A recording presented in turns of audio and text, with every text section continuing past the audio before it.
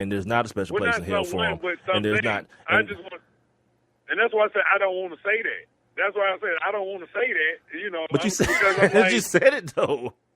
No. It's like the person who said, "No offense, but," well, you about to offend me. As soon as you say "no offense, but," you about to offend me immediately. Yeah, well, I'm just saying because that's what I was not trying to condemn, and that's why I was saying I don't want to say that because just because I don't understand, that's why I was saying it's just gonna say like a whole re-education. I mean, for me, because I want to know too. Like I hate feeling stupid about a certain subject. I don't have anybody I can call just same as you. But I don't have any transgender friends that I can call and be like, okay, I just need you to explain this to me so I just don't feel like stupid right now. But see, that it's kind of different. It's like that. It's not that I feel stupid. It's just that I find it captivating. I find it very interesting, and it's in my nature. Like I want to know how things work. Like what makes something tick. You know what I mean? Because I don't really have any preconceived notions.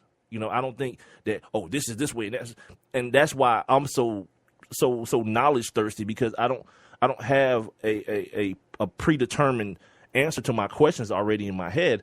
I want somebody who definitely knows. And here's the other thing too, and I want to make sure I make this clear, that I do realize that me having a gay friend or me having a conversation with a gay person can't explain away everything for every gay person, no more than someone having me as a black friend can explain everything that goes on in the black community. Right.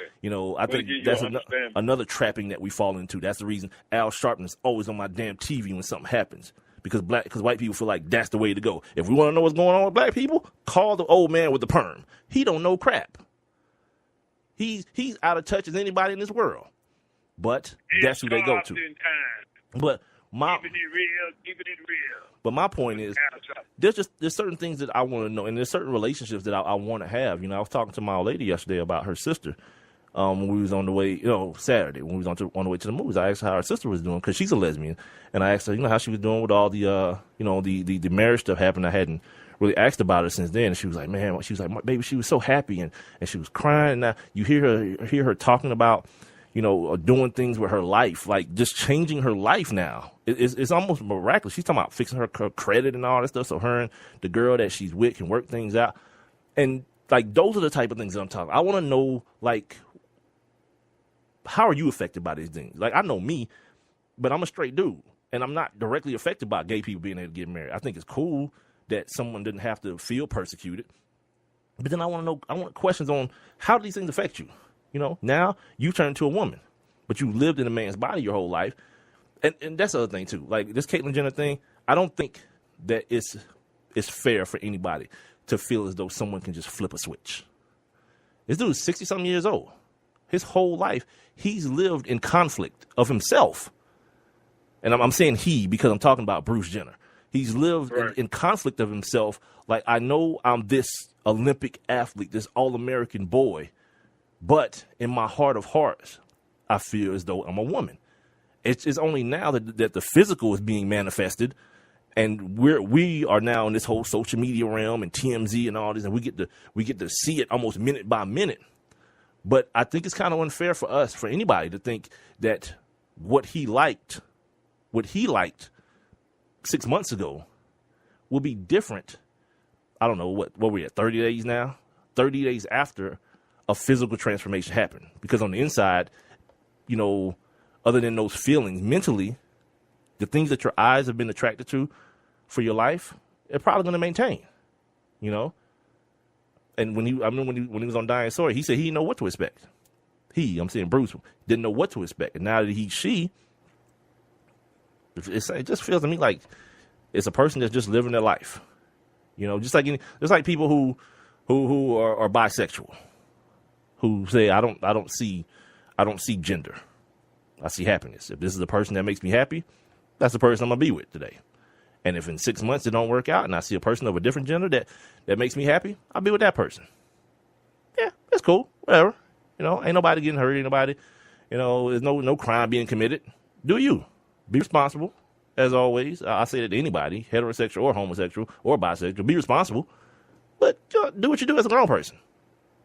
But for me, my personal, is I want to know, for me, not necessarily to be educated, but I got questions, and usually when you got questions, you want them answered, but you want them to be answered by an authority, someone who you feel like can be an authority.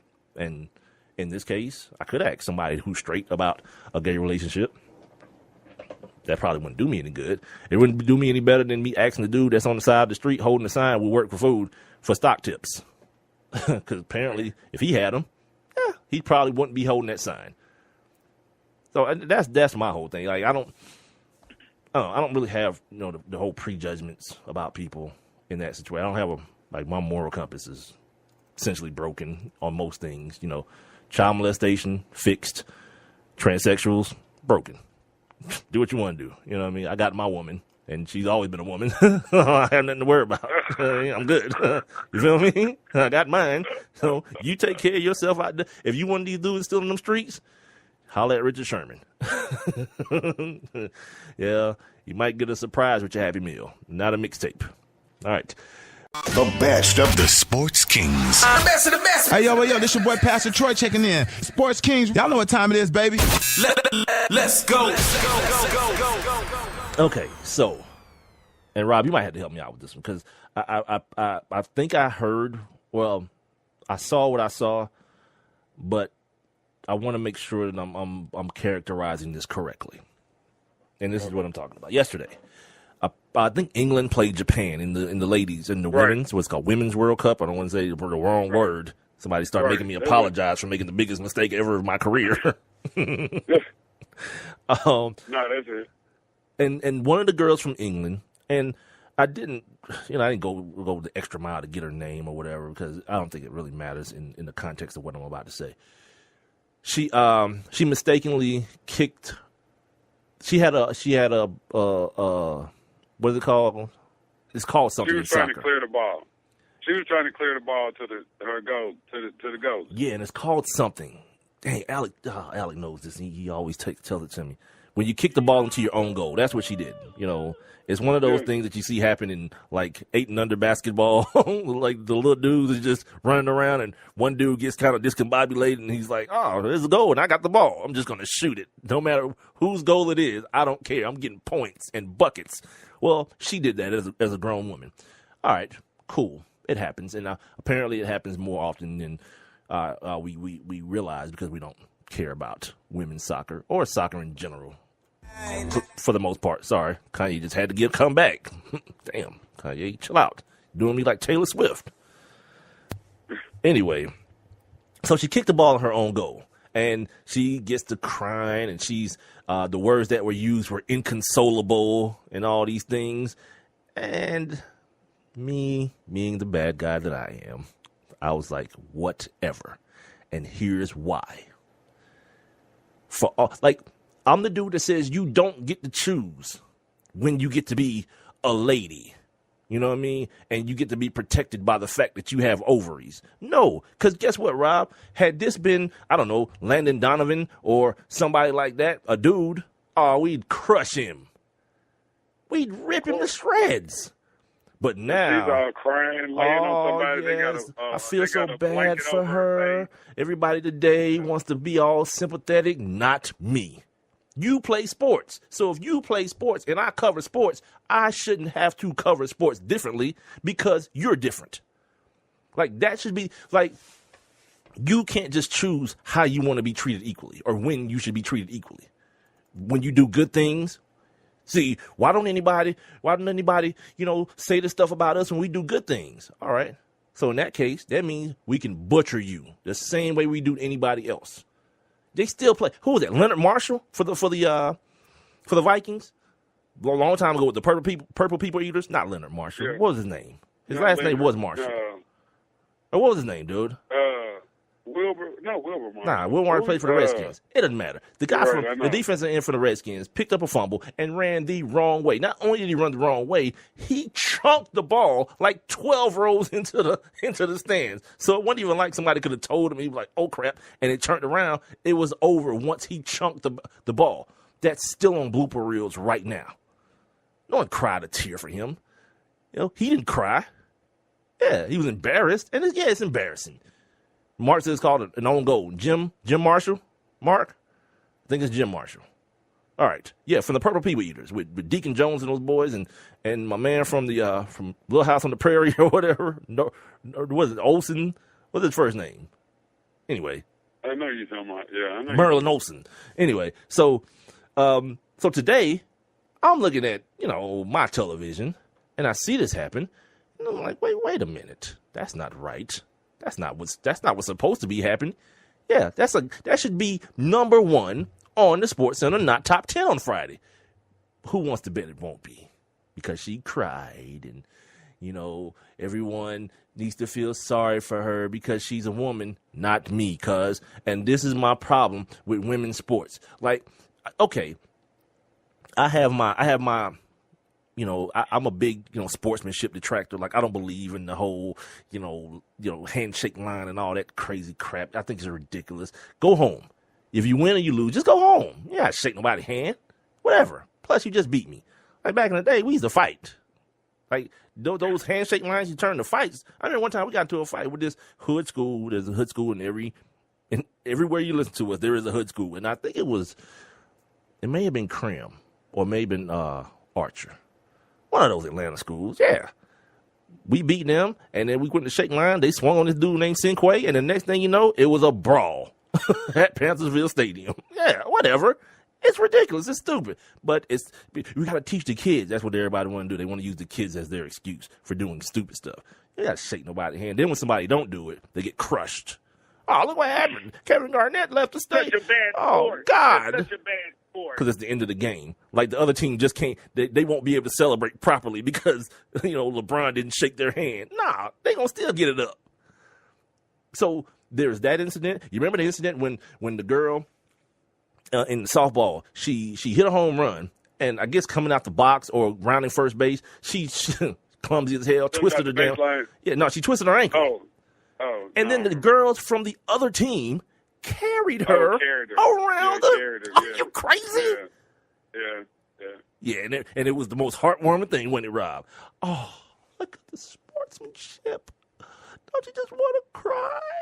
Yeah. No, I don't. I want to cry because it's stupid. Guess what? You came around these bases, y'all don't get no points. That's the rule. We didn't make it up.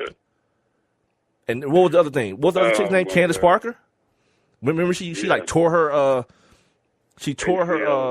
like I think it was her Achilles or ACL, one of those knees in her ligament. So the next game when she was about to, like, she was 2 points away from breaking the all-time NCAA scoring record for women's basketball. They put her in the game, stopped the game, and let her just walk down to the other court, to her goal to get the 2 points, and they just traded baskets at the beginning of the game, so the game started 2-2. Yeah, sounds like you just SOL. When have you ever seen something like that in any men's sport? If you missed the record by one sack or you missed the record by one home run, guess what? Sucks for you. Now, they did say that Brett Favre kind of laid down for Michael. He didn't kind of. He did, and he got ripped for it. Yeah. And I'm still ripping him to this day for it. That was the whole basis of that Warren Sapp, Michael Strahan beef all this time. Because everyone, like any rational person, saw exactly what happened. He looked over, because he's such a dumb country bumpkin and doesn't realize there are cameras everywhere. He looks over at the dude. My internet keeps crashing. Oh, welcome to the world of Comcast. It is raining outside, so this is the time where Comcast does their thing. Yeah, so he looks over at Michael Strahan and winks at him. And then on a running play, which everyone can see in the replay, that the line fires off to run block. The running backs are coming to get the ball. He pulls the ball out and runs and slides in front of Michael Strahan. That's ridiculous. It's one of the most, and people talk about that record today as though they've forgotten that happened. Not me. Not me. Earn it. You shouldn't even want it to be given to you. That's ridiculous. Earn it. Because the dude before you, he really didn't. He was on roids. He was the most roided up dude in the history of all sports. Sorry. That was a terrible example. But like this year, Justin Houston fell a sack short for the Kansas City Chiefs. But did he really? See, if this was baseball, we'd be talking about asterisks and all this kind of foolishness. That's where we'd be going with that. But no, because it's football, no one cares. Speaking of no one cares. And we'll get to this Overman thing here, Rob, in the next in the last half hour of the show. And speaking of knowing